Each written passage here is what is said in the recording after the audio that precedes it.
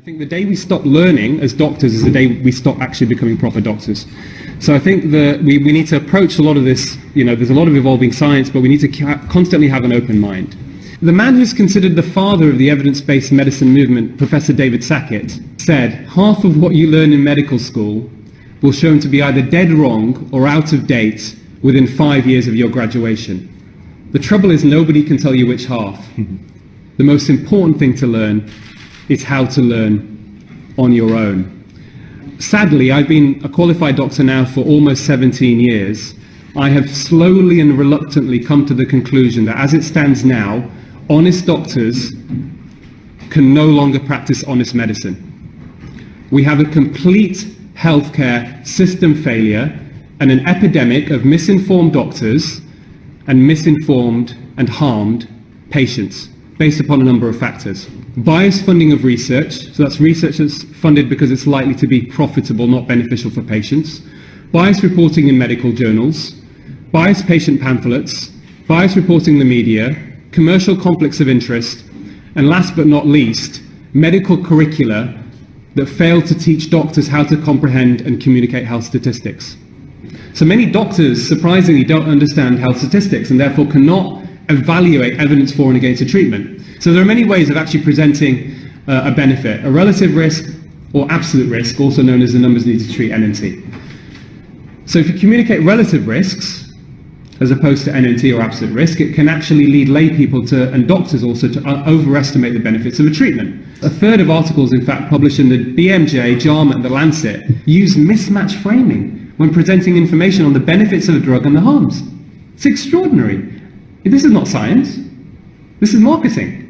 The man considered probably the world-leading researcher in health literacy in Berlin, Gerd Gigerenzer, he said in a World Health Organization bulletin in 2009, it is an ethical imperative that every doctor and patient understand the difference between absolute and relative risks to protect patients against unnecessary anxiety and manipulation. Unless you have this conversation with a patient, unless your doctor tells you the absolute benefit of a drug you're going to take, then it's not being ethical. I think this is unethical practice. That's essentially what Gerd Gigerenzer is saying.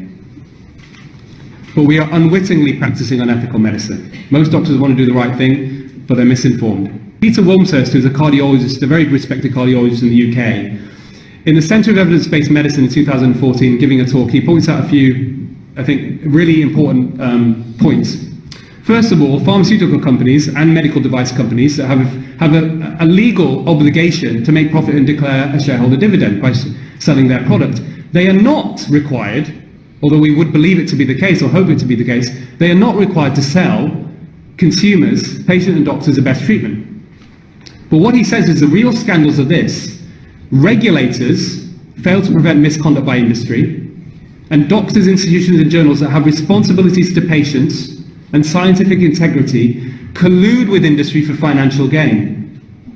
The former editor of the New England Journal of Medicine says it's no longer possible to trust, this is the highest impact medical journal in the world, by the way, says it is no longer possible to trust much of the clinical research that is published or rely on the judgment of trusted physicians or authorities of medical guidelines. I take no pleasure in this conclusion, which I reached slowly and reluctantly over my 2 decades as an editor of the New England Journal of Medicine. That's quite extraordinary. Is she alone as a journal editor? No, she's not. Richard Horton wrote an editorial in 2016, and he said possibly half, according to people that he'd met, senior academics who he said will remain anonymous, possibly half of the published literature may simply be untrue. Peter Gosher, co-founder of the Cochrane Collaboration, who's done a lot of work in this area around research misconduct, scientific integrity, he wrote a piece in the BMJ not so long ago. He's written a book about this. Is actually one of the other issues is the fact that there is a lot of problems of major pharmaceutical companies being found guilty for fraud, essentially. In the United States in particular, between 2009 and 2014, there was a total of around $14 billion worth of fines paid for illegal marketing of drugs, hiding data on harms, which involved the majority of the top 10 pharmaceutical companies. But the problem is this, is that there is no incentive for them to stop doing this. There doesn't seem to be anything changing the system. And what he says is that if you commit crime and crime pays, you commit more crime. And that's what they are doing. I would argue this is an attack on democracy. This is an attack on the principles of democracy. People making everyday decisions on misinformation, on half-truths, that they would change their decision-making process if they were given the full information.